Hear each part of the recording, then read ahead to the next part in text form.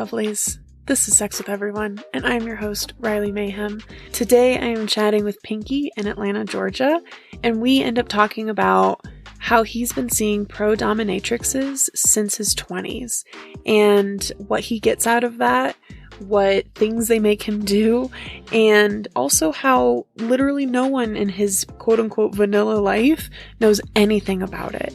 And we also end up talking about how he has had prostate cancer and had to have his prostate removed, and how his orgasms have changed, how his sex life has changed, and how his mentality around those things have changed.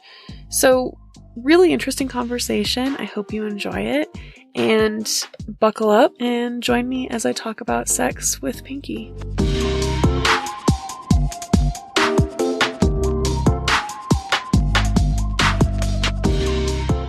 Pinky, I am so excited to have you here with me. I know we've been talking about it for a while, so I'm really excited that we're finally making this happen. I am too. I think this is awesome.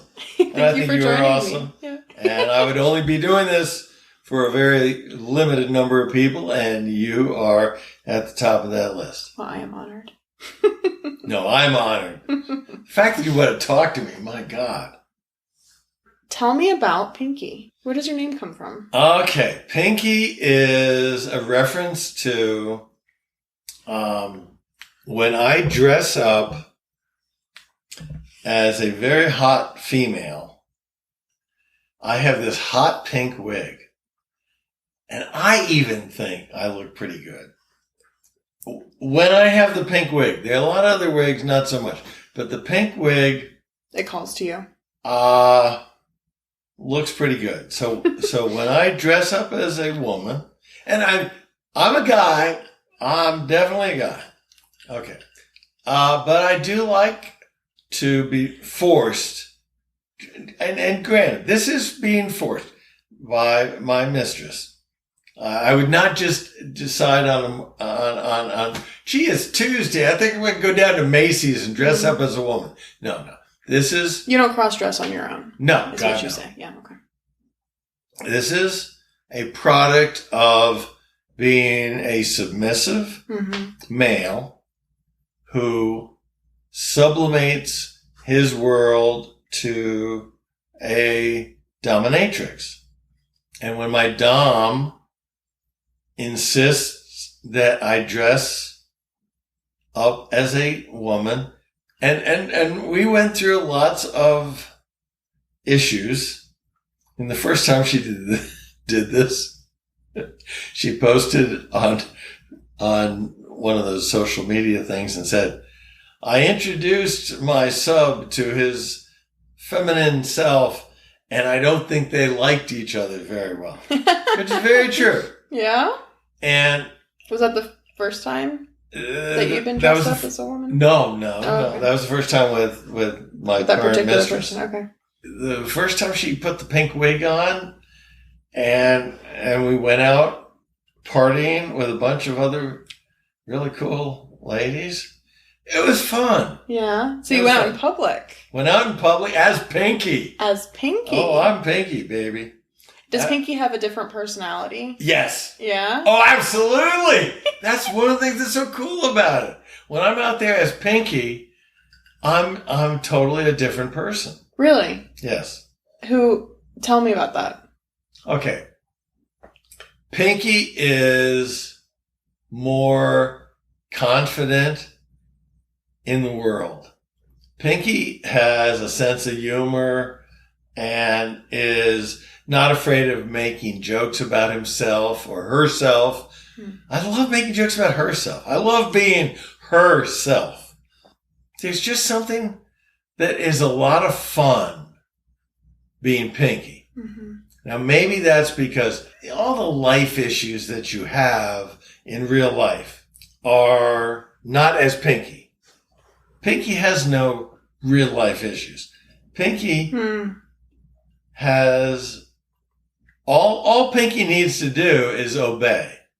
Whatever his dom wants him to do, and all her friends want him to do. And they go out and they have fun. And it's pretty freaking cool. So you are joy and you are the source of joy. Yes. It's just, honestly, it was the 2 times that I've actually been out in public as Pinky have been off the charts wonderful. Sounds very freeing. Very much so. Yeah. In fact, I'll never forget my mistress asking me, how do you feel? We're sitting at the bar at a club, and I'm there with the girls. And there are 4 of us, because I'm one of the girls. Being one of the girls. God, every guy in America wants to be one of the girls, I think. And that night, I was one of the girls. She asked me, how do you feel? And I said, I feel free.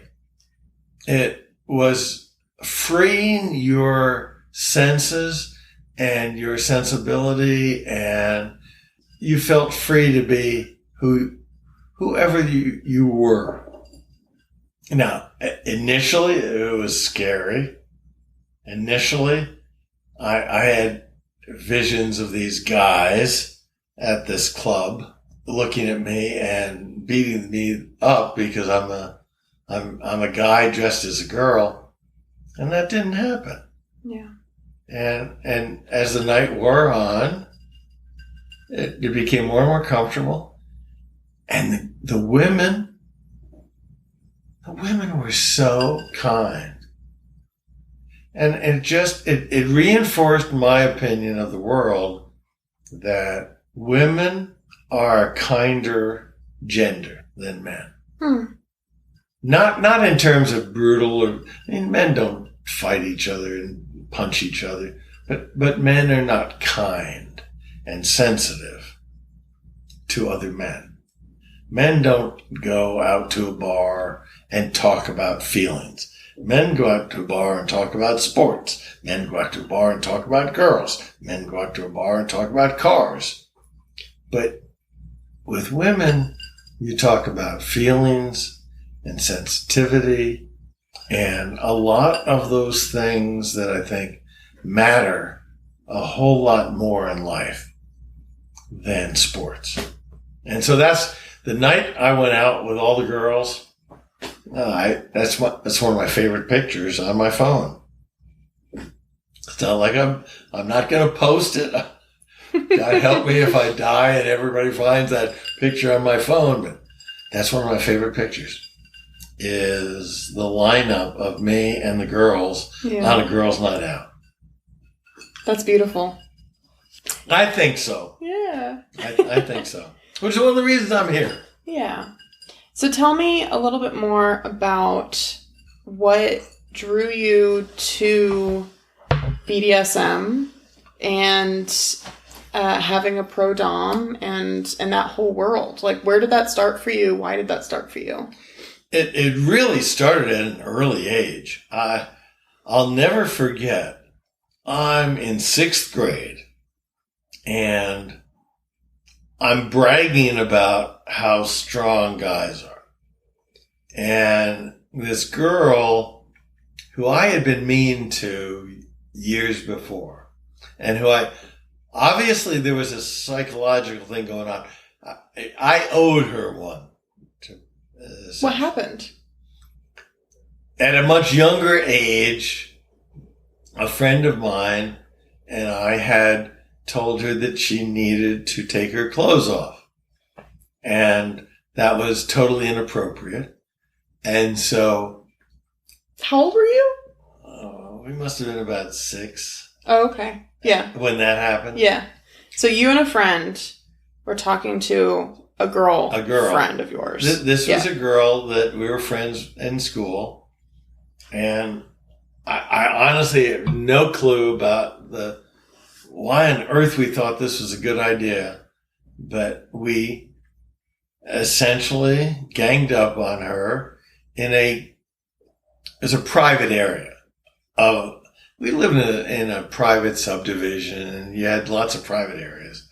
And so it wasn't like this was in public. Mm-hmm. And we told her she needed to take her clothes off.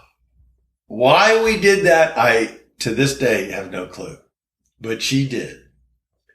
Fast forward 3 years later to when we're in 5th grade, and now we do know something about male, female. And she and I have remained really good friends. I mean, oh, really? Yeah, despite whatever happened that day, Joanne and I were really good friends.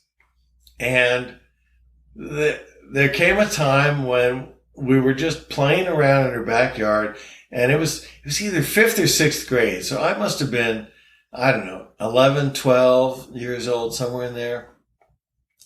And definitely just becoming aware of, damn, I kind of like girls. Mm-hmm. And we were wrestling, and she got on top of me, and literally the classic schoolgirl pin, knees on my arms. I was completely helpless. And I kept saying, no, you can't pin me. You can't. Bottom line, I got totally pinned. I was totally helpless, and she was over me, and she was lording that fact over me.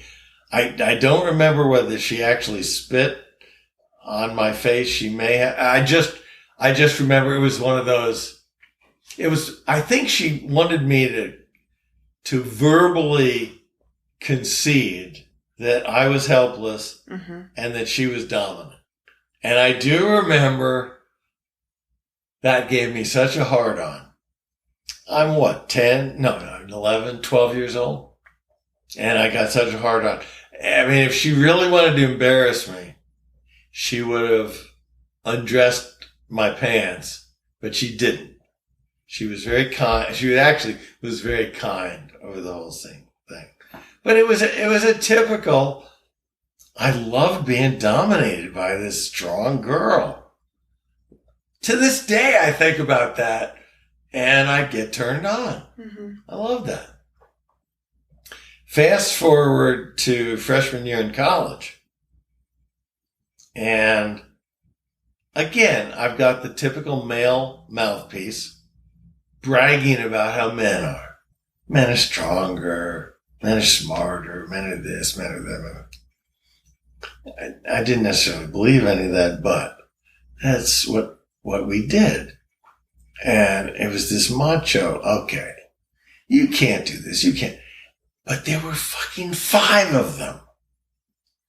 And I wasn't smart enough to realize that 5 girls, hell, Joanne all by her lonesome got me helpless in 5th grade. So here we are, freshman college. But and part of me thinks that I was egging them on because I wanted them to. So there were these 5 girls. They basically pinned me down on the bed in one of the girls' houses. And I literally was helpless. I could not move. Couldn't move my legs, couldn't move my arms. I was fucking helpless. That didn't stop me from mouthing off. Because I never conceded verbally. However, because I was helpless, she forced me to wear lipstick and perfume. So these 5 girls had you pinned down on a bed and then put lipstick and perfume on you. Yes. And it was awesome. I didn't tell them that, but I'm thinking. Did they make you wear it out or anything? They didn't make... The interesting thing is, they could have easily embarrassed the hell out of me by taking my pants off because I had such a big boner. I mean, I had such a hard on. And I found that incredibly exciting, which is where I learned about dominance and submission. And that being controlled and dominated by a woman was incredibly sexual and an incredible turn on. Now, no, they let me up. Not because I did anything. They didn't embarrass me to the extent of taking my clothes off. They had their fun. I might have recognized that, yes, I'm helpless. I can't move. So were you aware of BDSM at that point in time? No? Okay. No, When did that discovery happen for you? That was like a whole world. That was years later. Okay, that's all of that was freshman year in college. Fast forward through college and law school, and now I'm living in New York City and working as a lawyer, young lawyer. Pressure is immense. I mean, the ego was off the charts. Oh my God. I'm working on cases that are going to go to the Supreme Court of the United States of America. I'm a fucking Park Avenue lawyer. I got the world on the tail here. The pressure was awesome. And what I discovered as a relief from that pressure was to answer the ad of a Dom in the old, we didn't have internet. We didn't have cell phones. We didn't have any of the crap we have today. But what we did have was a magazine in New York City called Screw. Al Goldstein, the father of this magazine, Screw, had all sorts of ads in it.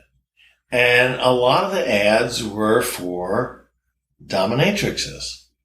And so I answered an ad from that. I don't even know why. Partially it was because I didn't think prostitution was right. I didn't think a male fucking a woman for money was right. But I was fine with a female beating the shit out of a man for money. It was okay. I mean, it was just a different,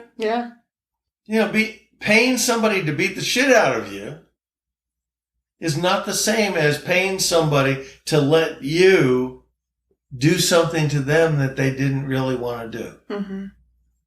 And so somehow that just seemed more appropriate for me. Mm-hmm. And I just vividly remember the fear factor.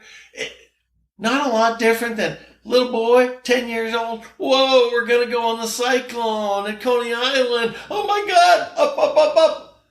Going to go on this roller coaster. Mm-hmm. Okay, so I'm going to call this dominatrix. And what the fuck is she going to do to me? I have no idea. Mm-hmm. Maybe she'll kill me. Who knows? There's that thrill. There's that unknown. Mm-hmm. And it was a great experience. And so I answered these ads. Interestingly, I never went back to the same person. Oh, really? When I was in New York. Oh, that is interesting. Unlike Atlanta, when, fast forward 20, 30 years later, and I'm a grown-ass man, very different. But in New York in those days, young, working my ass off in a big, pressure-cooked lawyer environment. I mean, looking back on it, clearly it was the gaining some relief from the pressure. Job was 99% of my life. And how old were you then? I was in my 20s. Okay. So I might have been 25. Yeah, when you first started seeing a pro-dom. The first time I ever saw, I graduated from law school and I was 23. So I was 24, 25 when this happened. Yeah. And it was the product of two things. One, the job was intense. But two, I was in New York City. Sure. What was the experience of the first time that you went to see somebody? Oh, it was amazing. Now, I had one Dom, and I don't know the term Dom. Dom has evolved into a different. At the time, it was just a really pretty girl who was going to beat the shit out of you or do something. Mm-hmm. But it was an apartment, nice apartment, Fifth Avenue, and they had 5 girls there in the entranceway. and your girl would take you back, and she basically tied me to a bed, whipped my ass, which didn't hurt anything compared to more recent times, let's just say. It wasn't that big. But the thing I remember most is she made me get down on all fours.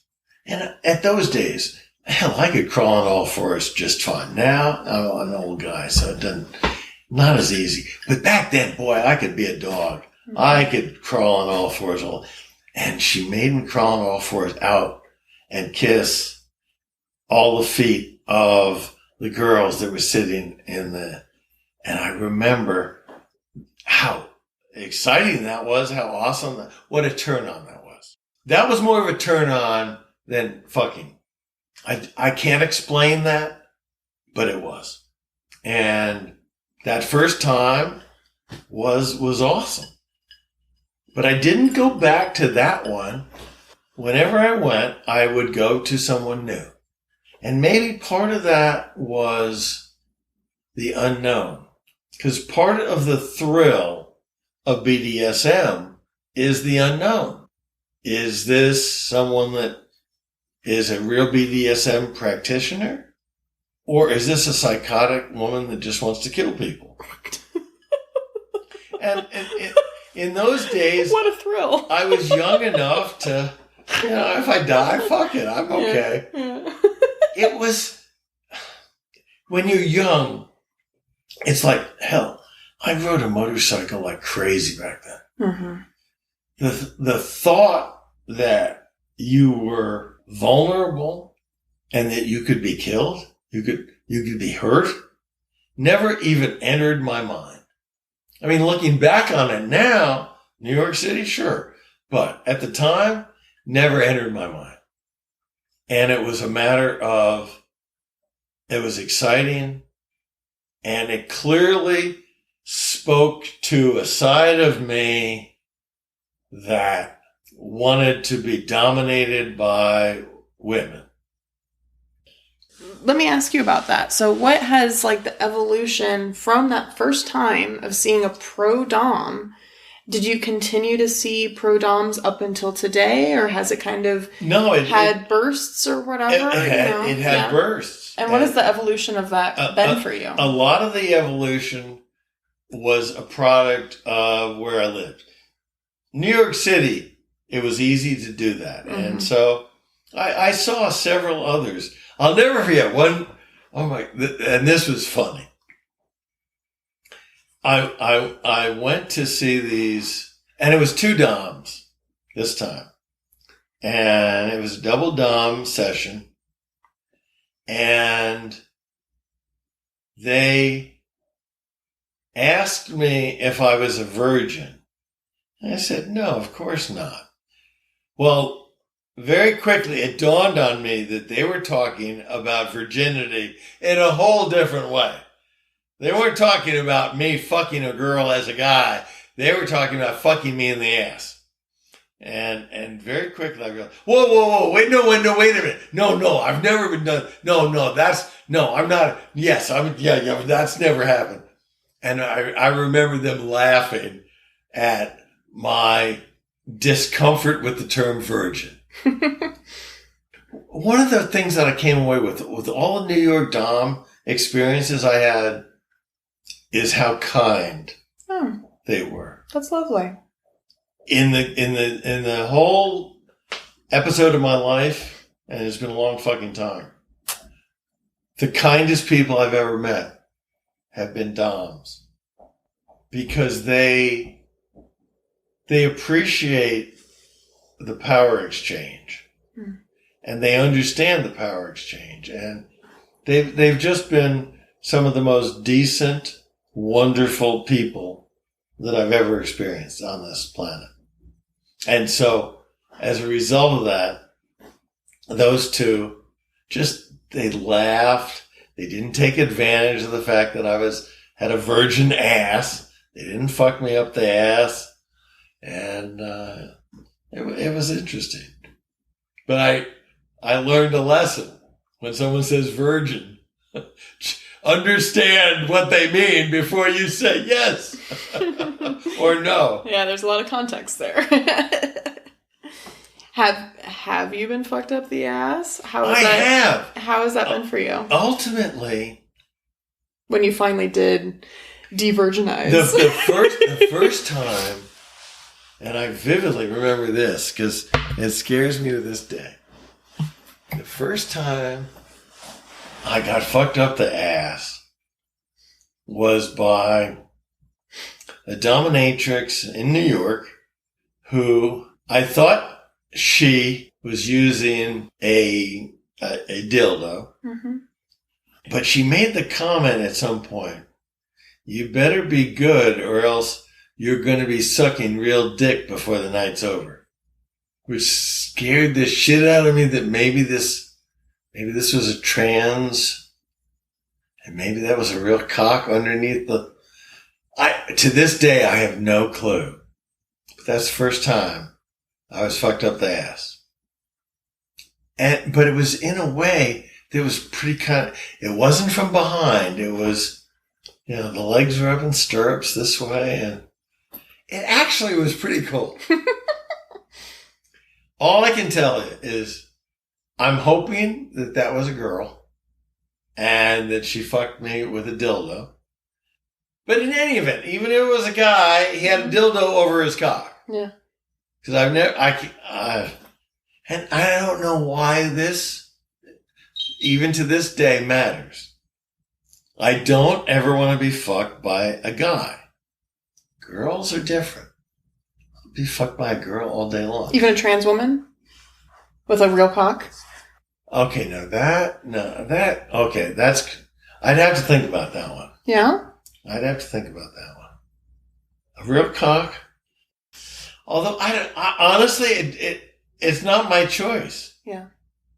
I mean, that's the bottom line is I'm the submissive and I do what I'm told.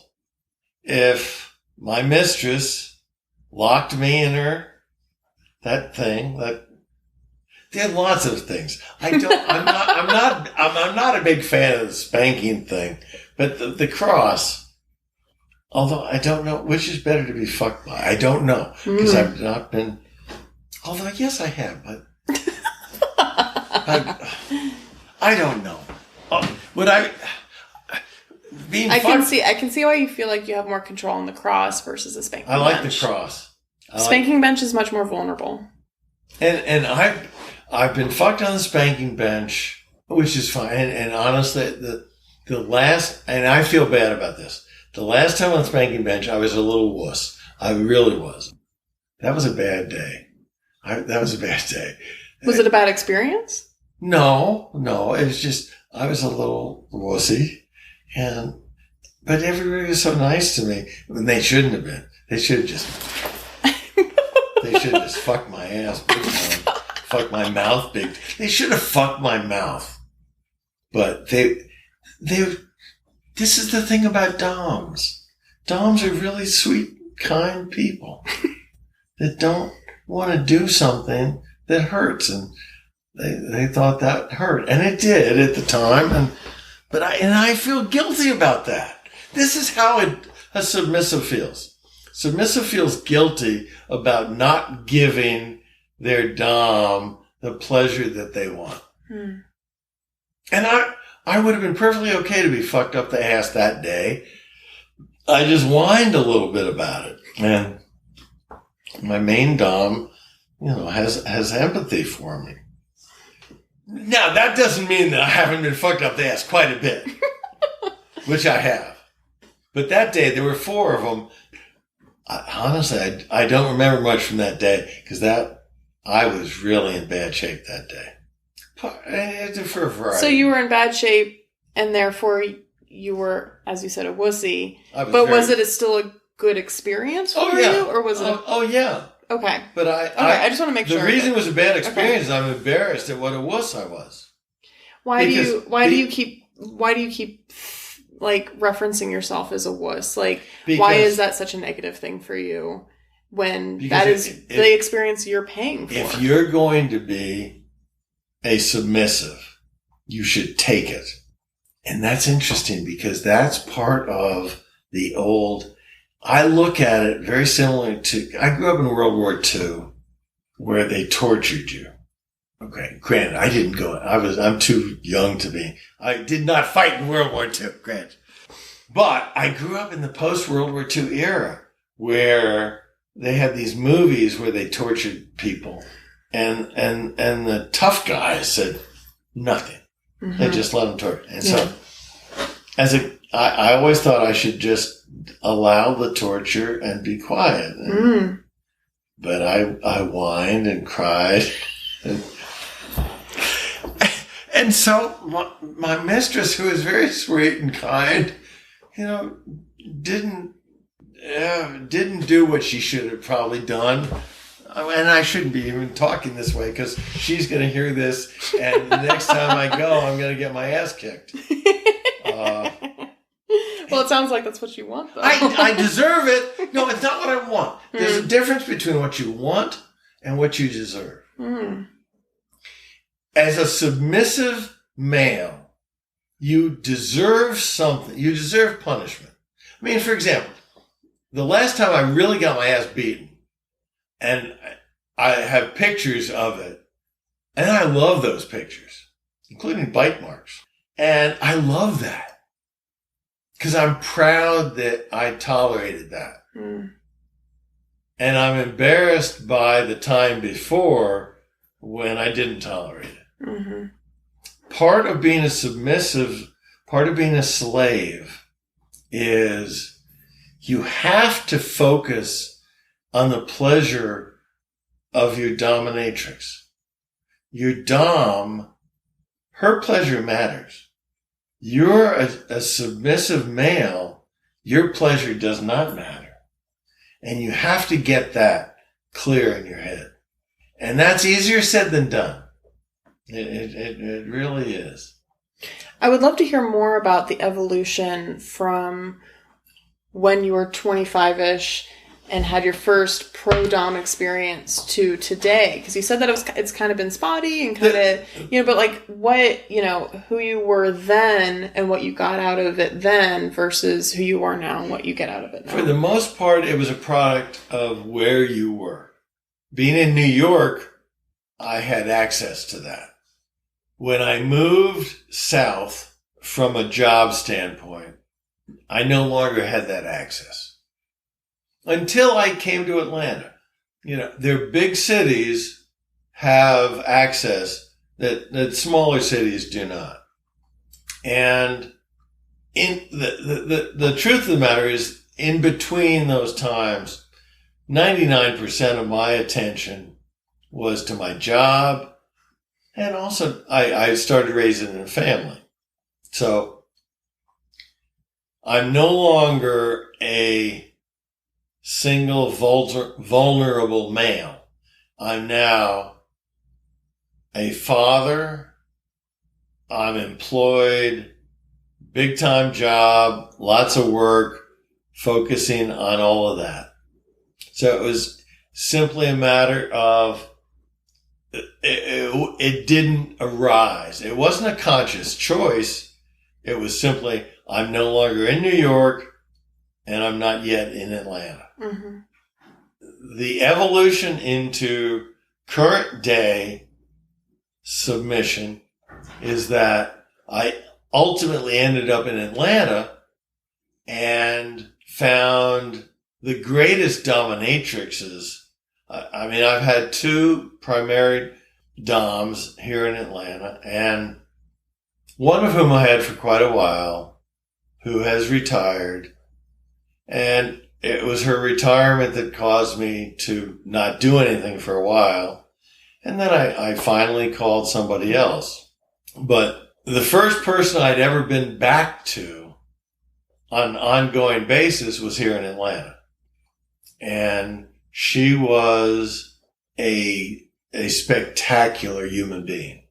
And I loved my time with her until she retired. And that's why the transition really was 20 years of work, family, kids, So you did nothing for 20 years? Nothing for 20 years. Oh, wow. And then you decided to revisit? It only because I'm here in Atlanta. And it presented itself. The opportunity presented itself. Yeah. It was a matter of New York, opportunity, Atlanta, opportunity. Mm-hmm. In between, no opportunity. Yeah. I mean, it really was pretty much that simple. Professional pressure that I was experiencing in New York, I was now feeling again in Atlanta. Mm-hmm. Big job, big deal. I'm a big dude. Best thing for a big dude, find a dom to fuck your ass. And that's what I did. What did that do for you when you were under that kind of immense pressure? Oh my God, the relief was amazing. Yeah? I it's hard to understand. I do not, to this day, understand. But the relief and the excitement and the exhilaration is beyond explanation. I've heard that part of it is like letting somebody else be in control. Yes. When you're so used to always being in control. Very much so. Yeah. Very much so. Because when you're in a major management control job, you'll do this, you'll do this, you'll do this, you. This is what we're going to do. A, B, C, D. Totally in control. Mm-hmm. And then you go to see your dom. All that's gone. You're tied up against the wall and you have no control over anything. The relief was amazing. I know that you've been married for most of this time. I have, twice. Have they known about this side of you? What has that aspect been for you? Do you consider this cheating? Like, how does this work for you in your mind in relation to your marriage? Super question. I've been married twice. And in New York, when I saw doms, it was when I was married to wife number one. I never in a million years thought it was cheating because I wasn't fucking anybody. Were you being fucked at that point? No, actually. Okay. It was just pain. I basically was just getting my ass beat. Yeah. And being led around on a leash and forced to dress up as a woman. I'll never forget that one. And that was awesome. Mm-hmm. But no, I never ever viewed that as betraying. Mm. And the same thing in Atlanta with wife number two? With wife number presumably? two. Okay. Having an affair is a betrayal. Going to a dominatrix and submitting yourself, I don't see that as a betrayal of marriage at all. Mm-hmm. But you still kept it a secret, or did they know? Oh, I absolutely kept it a secret. Kept it a secret from everybody. Okay. I mean, I am two people. I am Vanilla Boy and Pinky. And no one in my vanilla life would in a million years think that this was me. Why have you not shared that with your partner?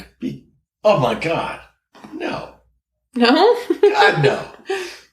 Because it's a whole different side of me. Hmm.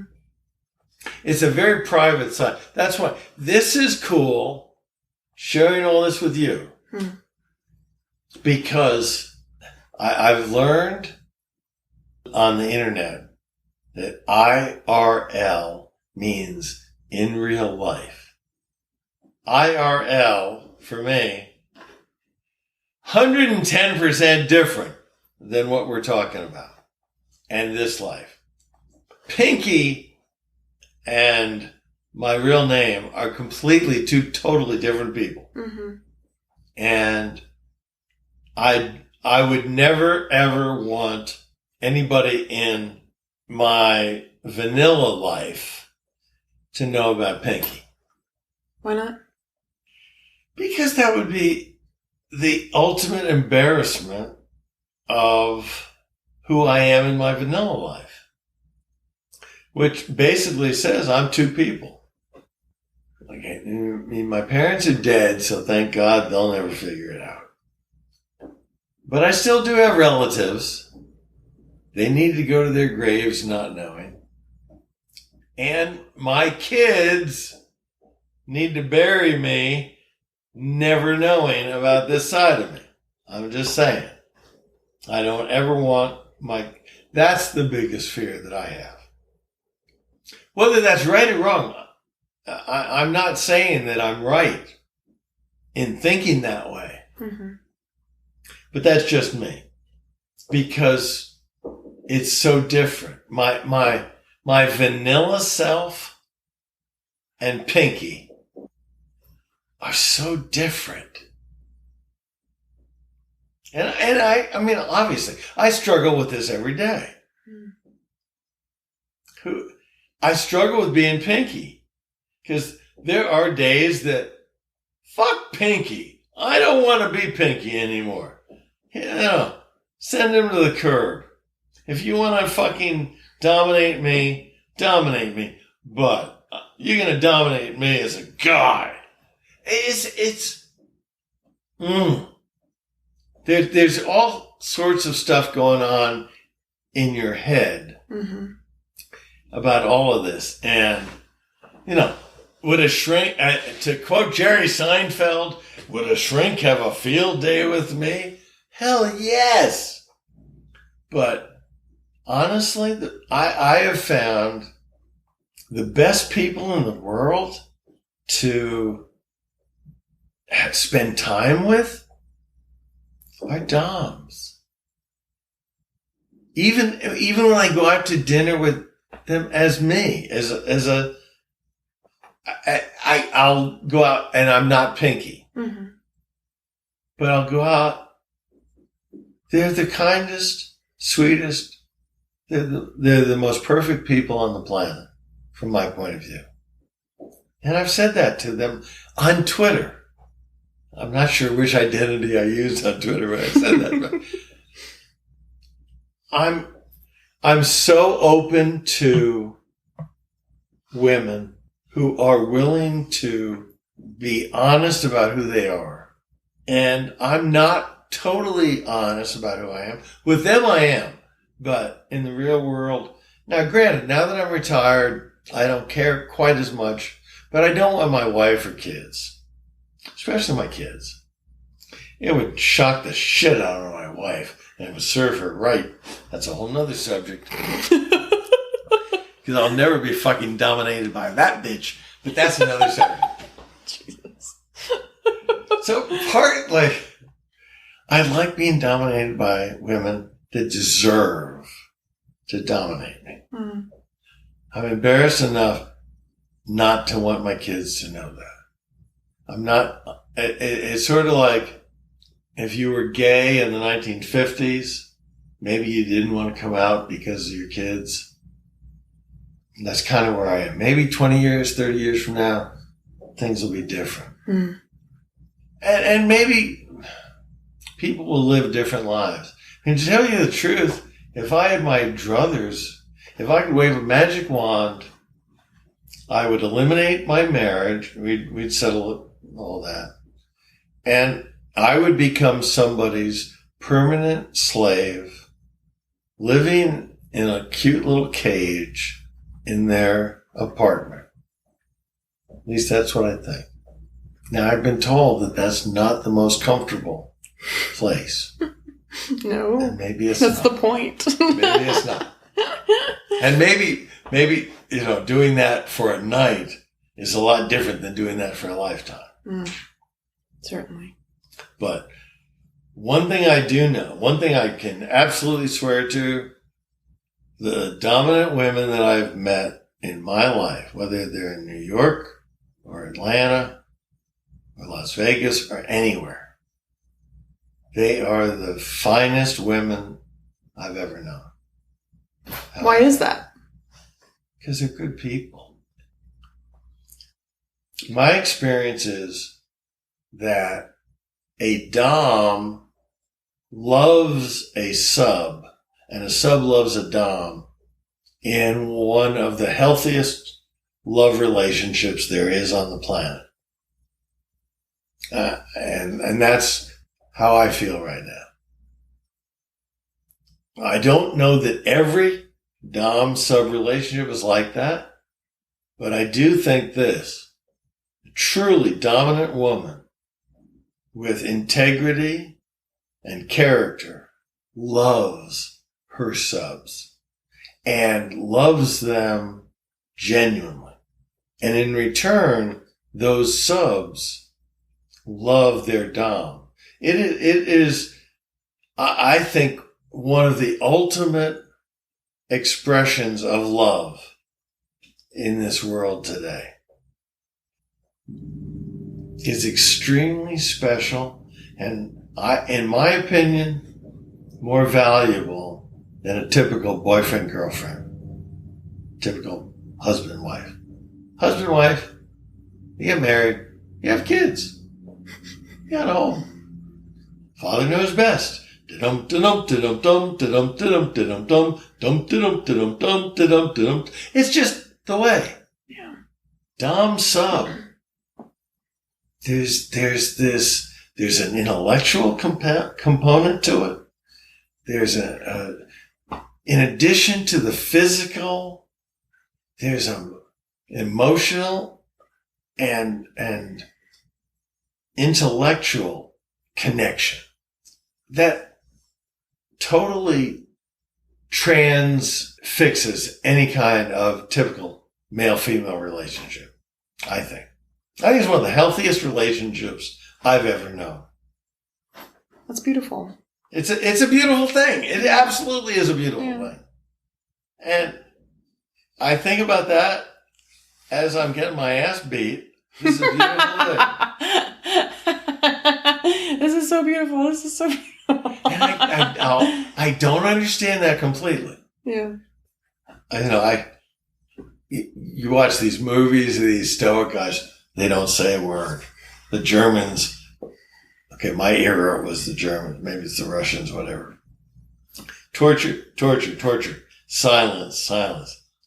That's a bunch of bullshit. I am not silent. I get hit. Ah!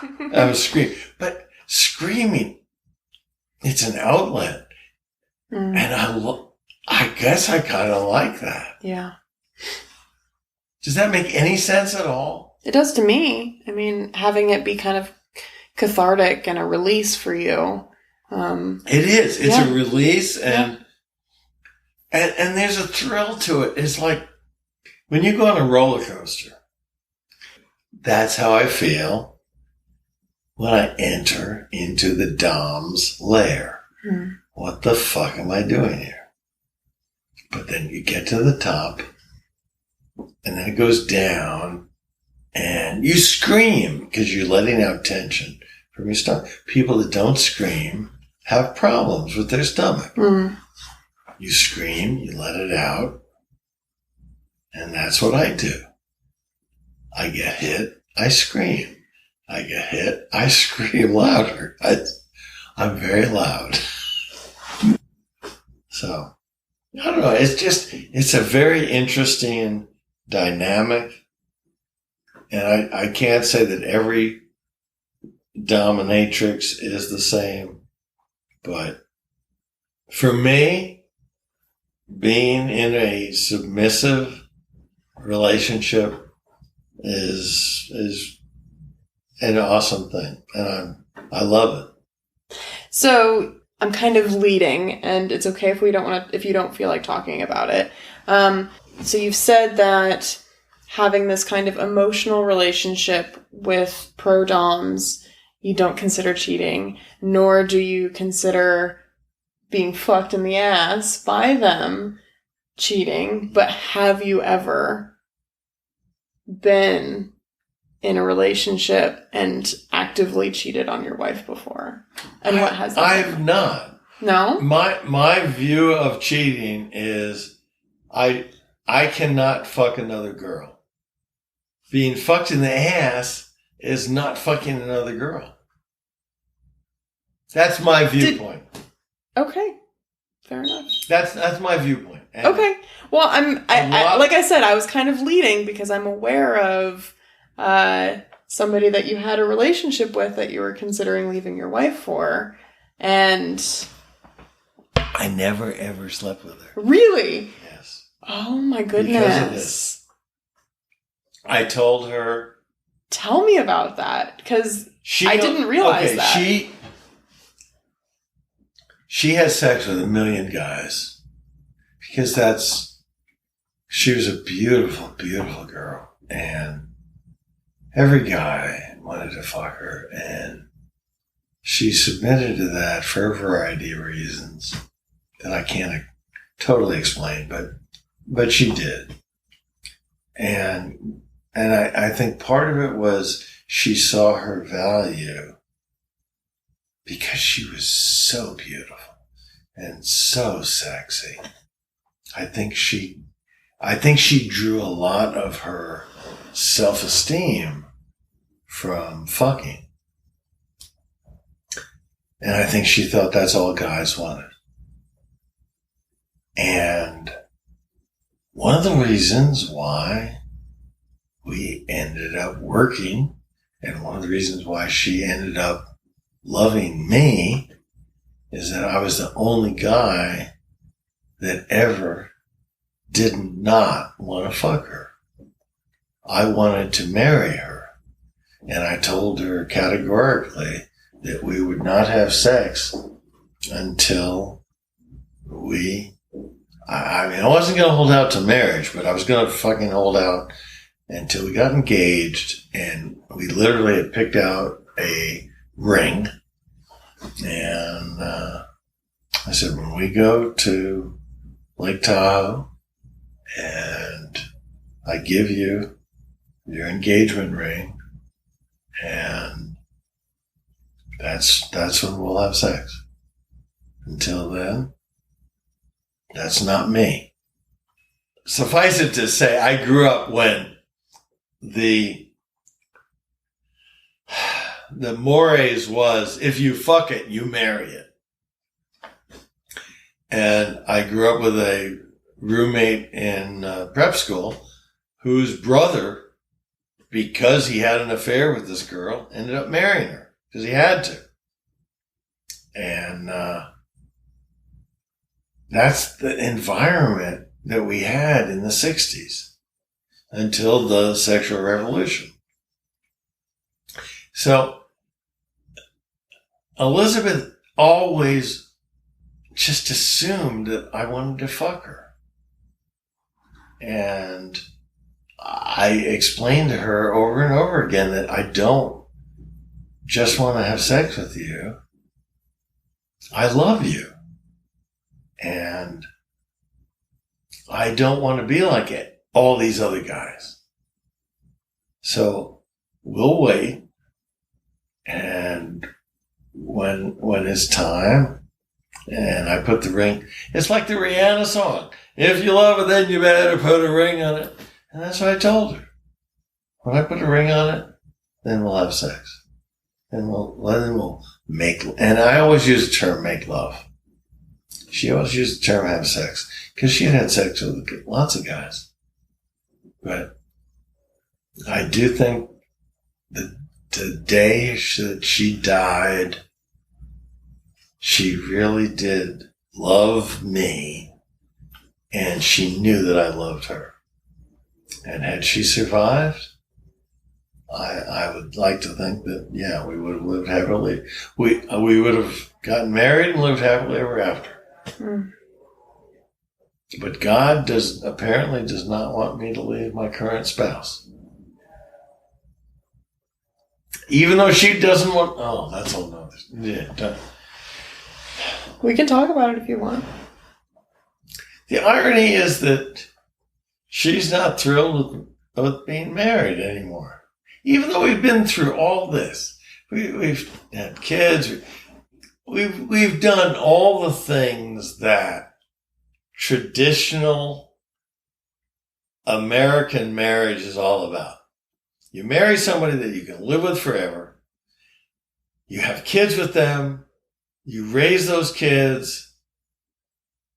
And you live happily ever after. All of a sudden, after all that's done, she says, gee, I want Jamie from Outlander. I want to be loved the way Jamie loves Claire. Or any of these stupid movies on the movie channel. And that's a whole different story. Marriage is not about Caesar and Cleopatra having this, oh my God, we've got to consummate. Not that they ever did, because God knows that's a whole nother historical story. But, in any event, the better course of action for me is to ignore that whole side of my life and focus on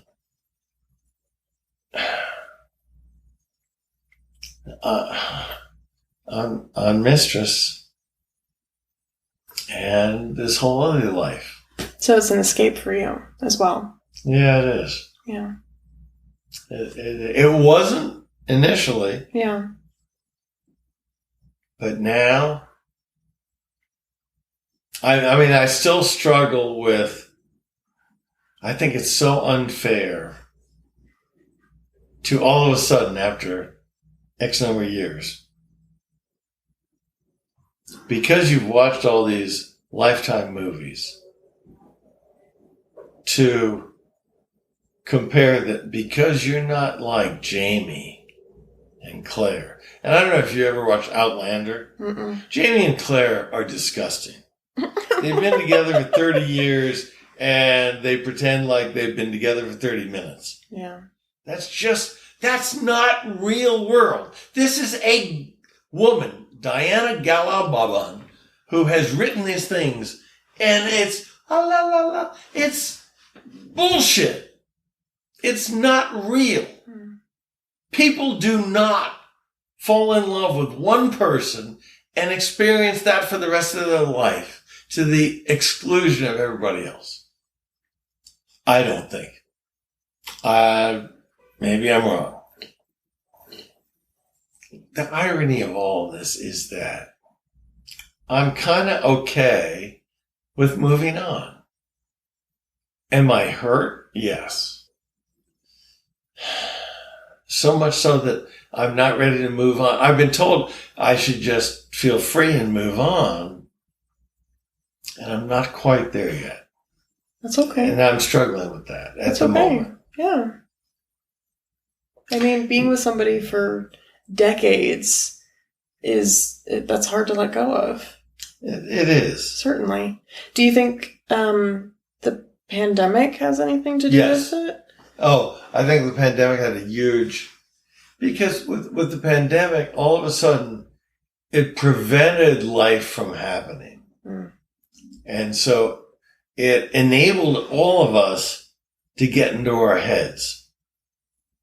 And I think my wife got into her head and relived a lot of maybe she should have done this, maybe she should have done that, maybe I'm not this perfect, and I'm not. And that's the other thing. I don't blame her at all. But you get to a point where you've lived your life for your kids, and I don't know, maybe she's right. Maybe she really is right. The kids are fine. They've evolved. Maybe she is right, and I need to move on. Maybe I'm the one that's wrong and need to, even without a divorce, just move on and try to figure out what the hell do I do now at this age.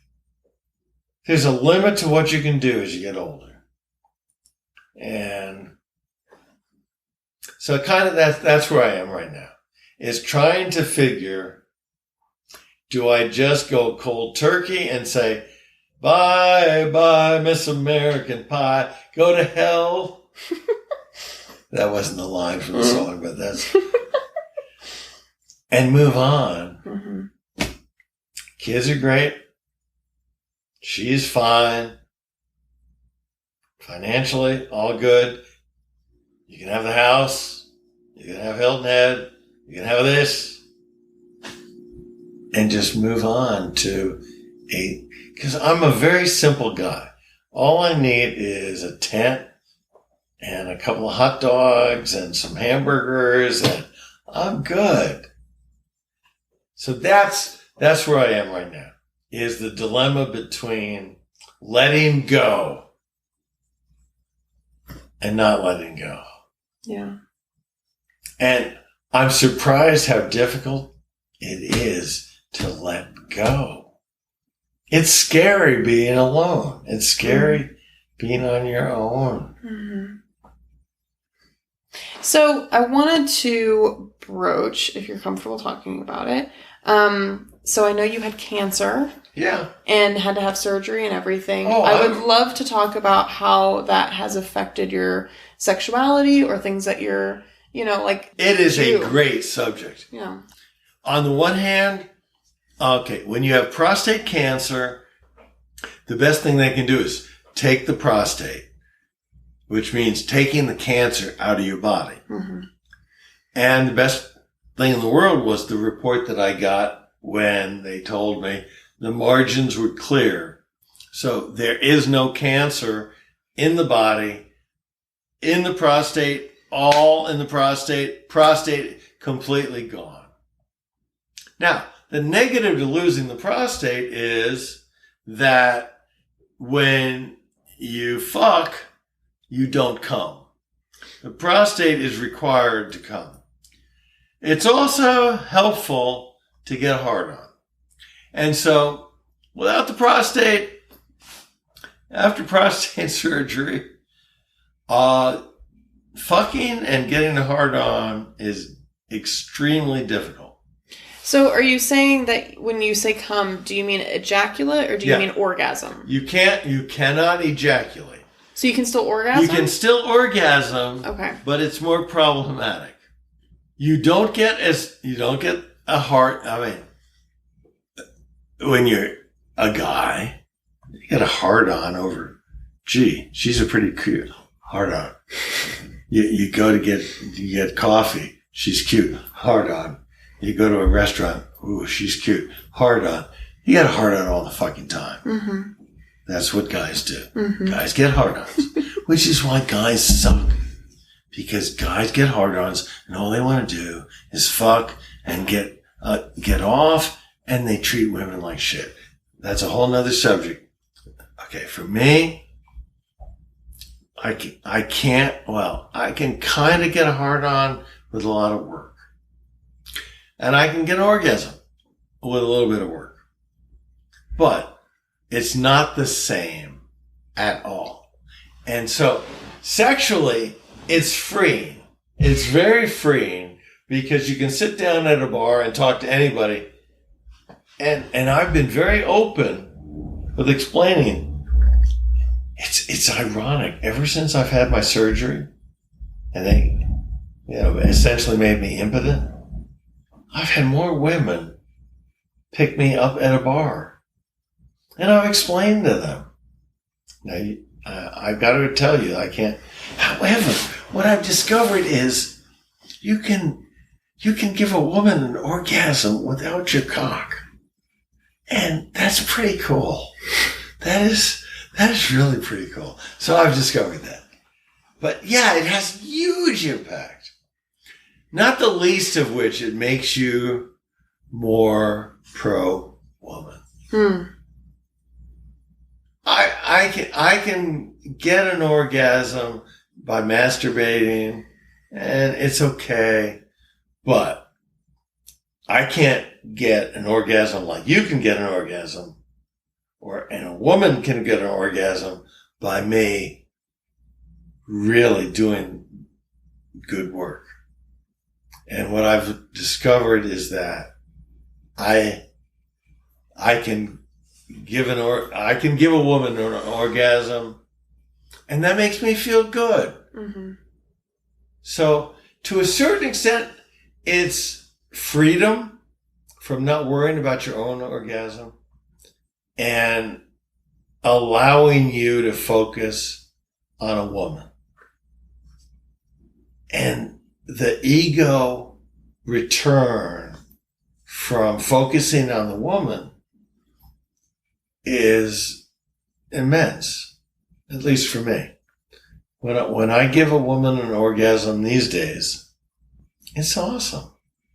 And it's been wonderful. So the impact of prostate cancer to me is a positive. What's it like to orgasm without ejaculating now? It's kind of cool. It's the orgasm without the mess.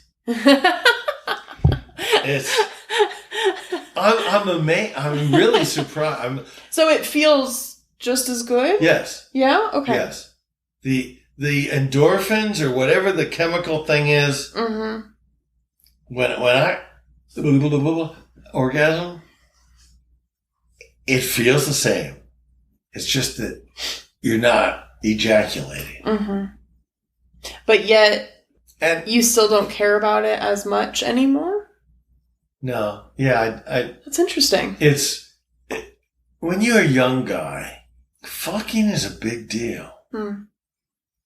And young guys, okay, when you're a teenager, you masturbate, you're fine. As you get older, you don't want to masturbate because now you should fuck. You're at an age where you should fuck. And that's what guys do. The problem with when a guy fucks and orgasms, he's done. He's happy. Turn over. Night night. Girl's there. She could orgasm 12 times, but she's left high and dry. That's wrong. That is so wrong. But that's your typical male-female experience. A guy orgasms once, a girl can orgasm 12 times. Guys don't prioritize a woman's orgasm. I learned this early on, somewhere along the line. And I'm not altruistic. This is pure male ego for me. My male ego wants to give you an orgasm. And if I don't give you an orgasm, I'm a failure. I don't care about my orgasm. I can go in the closet and get an orgasm. I can go in the bathroom and get an orgasm. I can jack off anytime, any place. Piece of cake. But if I can make you orgasm, I've done something consequential that makes me feel good.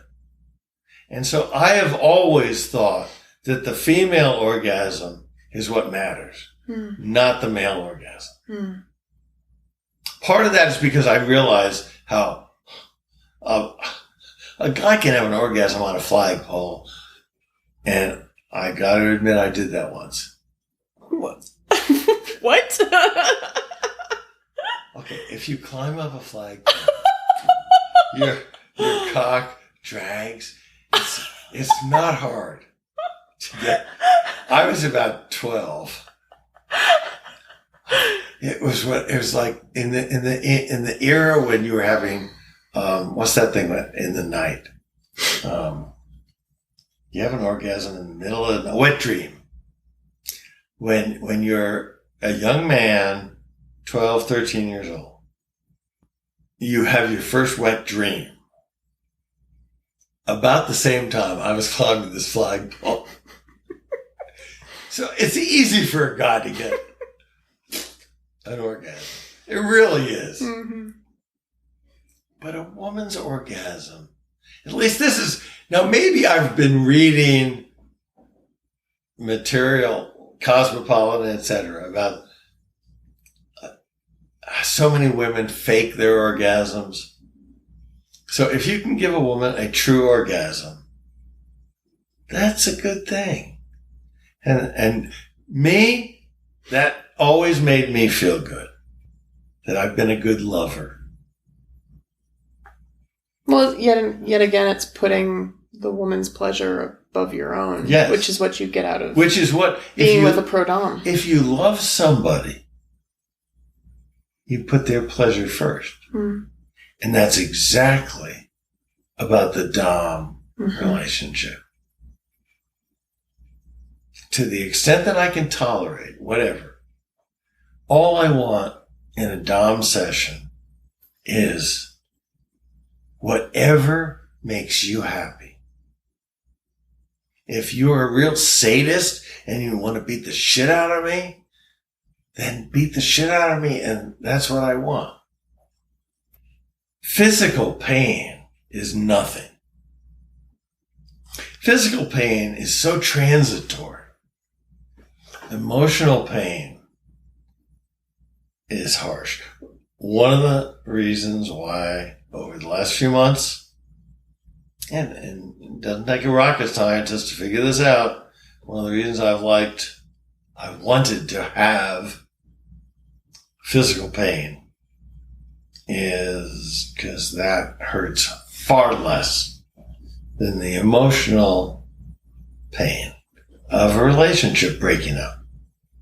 Yeah. Which is kind of where I am. Yeah. Yeah. That makes perfect sense. It really does. It does, yeah. So, it's a kind of release yes. of the emotional pain. Yes. Yeah. The dominatrix, submissive, slave relationship, I think, is extremely healthy for both parties. Mm-hmm. Not to mention, there are a lot of good steak dinners that go along. This has been such a pleasure. Yeah, it has. And talking to you, it just feels so good. People suffer so much. Yeah. And the opportunity to talk to someone that cares, it's a good thing. So, anyway, God, I've talked a lot. Well, thank you. Thank you so much for talking a lot. No, thank you.